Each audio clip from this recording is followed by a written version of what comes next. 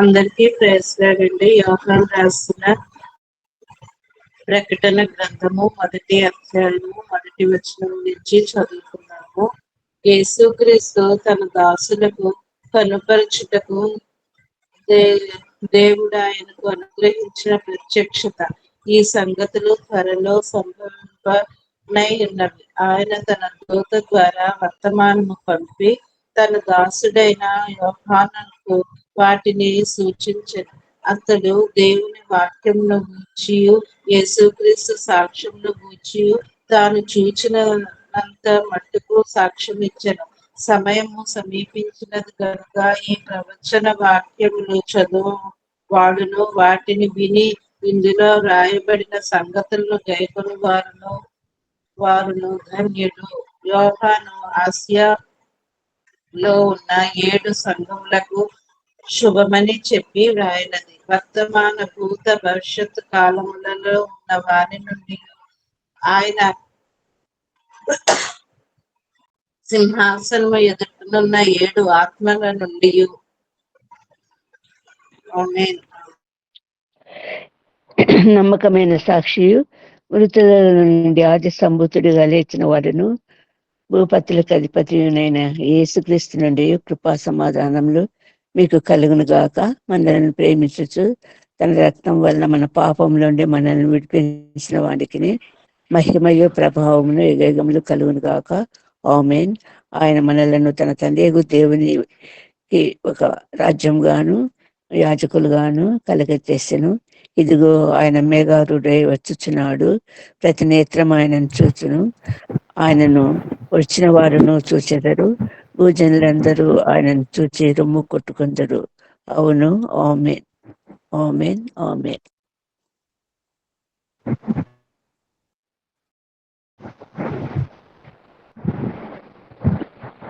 అల్ఫయు ఒమేగాయు నేనే, వర్తమాన భూత భవిష్యత్తు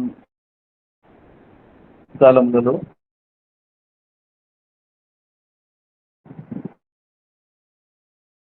ఉండువాడు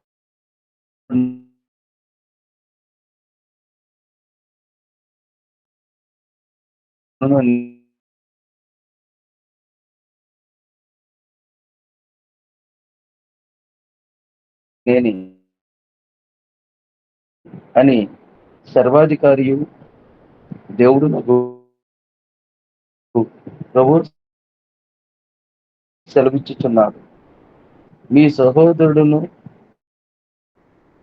యేసును బట్టి కలుగు శ్రమలోను రాజ్యములోను సహనంలోను పాలువాడునై యోహానును నేను దేవుని వాక్య నిమిత్తమును యేసును గూర్చిన సాక్ష్యం నిమిత్తమును పద్మాసు దీపమున పరవాసి సంఘములకు పంపమని చెప్పుట నా వెనుక వింటిని.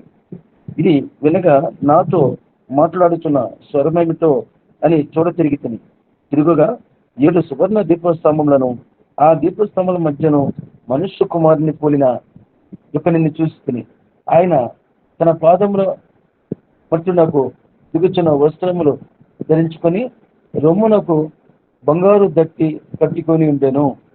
ఆమేన్, ఆమేన్, ఆమేన్.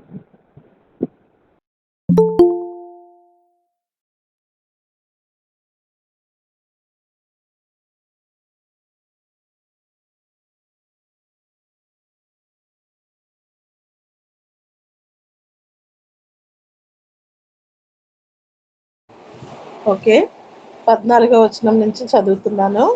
ఆయన తలయు తల వెంట్రుకలను తెల్లని ఉన్నిని పోలినవై. వినపడుతుందా అండి నా వాయిస్? వినిపిస్తుంది. రీసౌండ్ వస్తుంది. ఆయన తలయు తల వెంట్రుకలను తెల్లని ఉన్నిని పోలినవై హిమమంత ధవళముగా ఉండెను. ఆయన నేత్రములు అగ్ని జ్వాల వలె ఉండెను. ఆయన పాదములు కొలిమిలో పుటము వేయబడి మెరయుచున్న అపరంజితో సమానమై ఉండెను.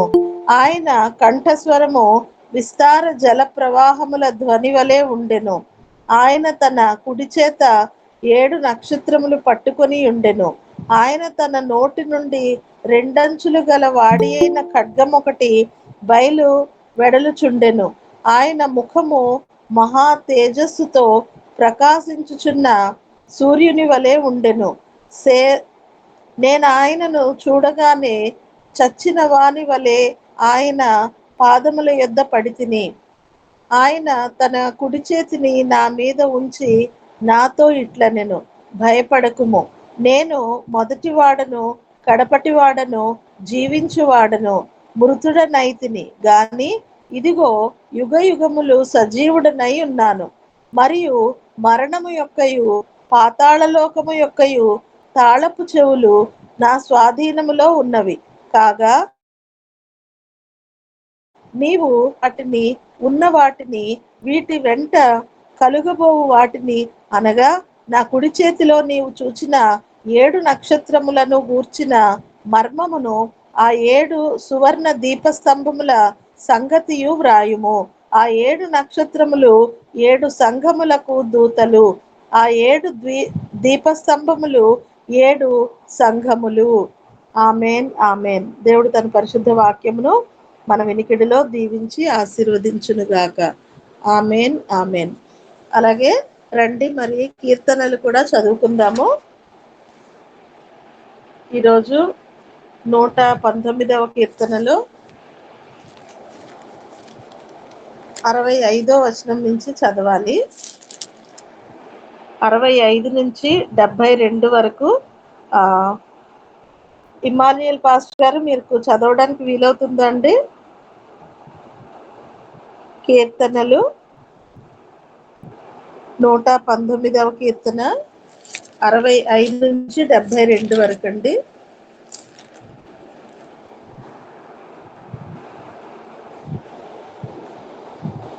ఓకే, అక్క చదువుతారు. అలాగే తర్వాత గ్రేస్ మనోరంజని పాస్టర్ గారు 73 నుండి 80 వచనాల వరకు చదువుతారు. అబ్రహాం లింకన్ గారు 81 నుండి 88 వచనాల వరకు చదువుతారు. 119వ కీర్తన 65వ వచనం నుంచి 72వ వచనం వరకు అక్క నువ్వు చదువు. కీర్తనలు 119వ అధ్యాయము 65వ వచనం నుంచి చదువుకున్నాను. యెహోవా, నీ మాట చొప్పున నీ సేవకునికి నీవు మేలు చేసి ఉన్నావు. నేను నీ ఆజ్ఞల యందు నమ్మిక ఉంచి ఉన్నాను. మంచి వివేచన, మంచి జ్ఞానము నాకు నేర్పుము. శ్రమ కలుగుక మునుపు నేను త్రోవ విడిచితిని. ఇప్పుడు నీ వాక్యమును అనుసరించి నడుచుకొనుచున్నాను. నీవు దయాళుడవై మేలు చేయుచున్నావు. నీ కట్టడలను నాకు బోధింపుము. గర్విష్ఠులు నా మీద అబద్ధములు కల్పించుదురు. అయితే పూర్ణ హృదయముతో నేను నీ ఉపదేశములను అనుసరింతును. వారి హృదయము క్రొవ్వు వలె మందముగా ఉన్నది. నేను నీ ధర్మశాస్త్రమును బట్టి ఆనందించుచున్నాను. నేను నీ కట్టడలు నేర్చుకొనున్నట్లు శ్రమ నొంది ఉండుట నాకు మేలాయను. వేల కొలది వెండి బంగారు నాణముల కంటే నీవిచ్చిన ధర్మశాస్త్రము నాకు మేలు.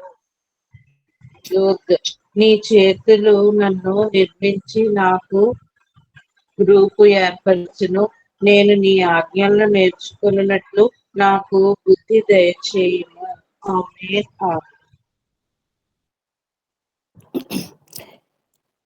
నీ చేతులు నన్ను నిర్మించి నాకు రూపు ఏర్పరచెను. నేను నీ ఆజ్ఞలను నేర్చుకున్నట్లు నాకు బుద్ధి దయచేయము. నీ వాక్యం మీద నేను ఆశ పెట్టుకుని ఉన్నాను. నీ యందు భయభక్తులు వారు నన్ను చూసి సంతోషించుదురు. యెహోవా, నీ తీర్పులు న్యాయమైనవనియు విశ్వాసత గలవాడవై నీవు నన్ను శ్రమపరిచితివనియు నేను ఎరుగుదును. నీ సేవకుని నీవు ఇచ్చిన మాట చొప్పున నీ కృప నన్ను ఆదరించును కాక. నీ ధర్మశాస్త్రం నాకు సంతోషకరము. నేను బ్రతుకున్నట్లు నీ కరుణా కటాక్షములు నాకు కరులు కాక. నేను నీ ఉపదేశములను ధ్యానించుచున్నాను. గరిష్ఠులు నా మీద అబద్ధములు ఆడినందుకు వారు సిగ్గుపడుదురు కాక.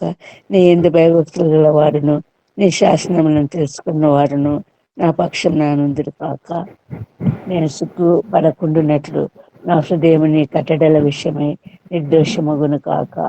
ఆమేన్, ఆమేన్. నీ రక్షణ కొరకు నా ప్రాణము సొమ్ము చెల్లుచున్నది.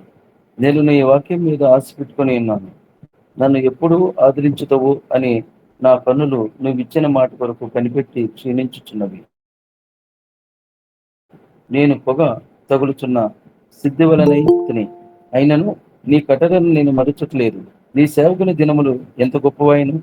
నన్ను తరుము వారికి నీవు తీర్పు తీర్చుట ఎప్పుడు? నీ ధర్మశాస్త్రం అనుసరించుకునే గర్విష్ఠులు నన్ను చిక్కించుకున్నట్టుకై గుంటలో త్రవ్విరి. నీ ఆజ్ఞలన్నయూ నమ్మదగినవి. పగవారు నిర్నిమిత్తముగా నన్ను తరుముచున్నారు. నాకు సహాయం చేయము. భూమి మీద నుండకుండా వారు నన్ను నాశనం చేయుటకు కొంచెమే తప్పను. అయితే నీ ఉపదేశంలో నేను విడువకై ఉన్నాను. నీవు నియమించిన శాసనంలో నేను అనుసరించినట్లు నీ కృపచేత నన్ను బ్రతికింపుము.